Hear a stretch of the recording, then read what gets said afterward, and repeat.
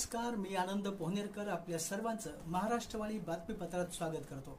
पाहूया आजच्या ठळक घडामोडी। जिल्हास्तरीय महसूल क्रीडा आणि सांस्कृतिक स्पर्धेचे शुक्रवार दिनांक 10 जानेवारी रोजी श्री शिवाजी महाविद्यालय परभणी येथे जिल्हाधिकारी रघुनाथ गावडे यांच्या हस्ते उद्घाटन झाले।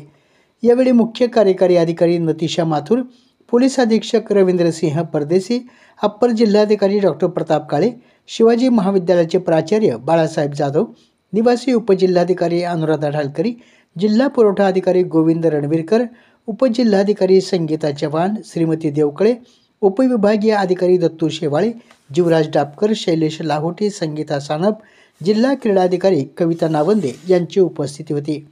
सर्व तहसीलदार, नायब तहसीलदार, संघटनांचे पदाधिकारी, मंडळ अधिकारी, सहाय्यक महसूल अधिकारी, महसूल सहाय्यक, ग्राम महसूल अधिकारी, शिपाई, महसूल सेवक यांचा विविध खेळामध्ये सहभाग होता। आपल्या जिल्ह्यातील अपडेट बातम्या पाहण्यासाठी आमच्या महाराष्ट्रवाणी या चॅनलला लाईक करा, सबस्क्राईब करा आणि शेअर करा। धन्यवाद।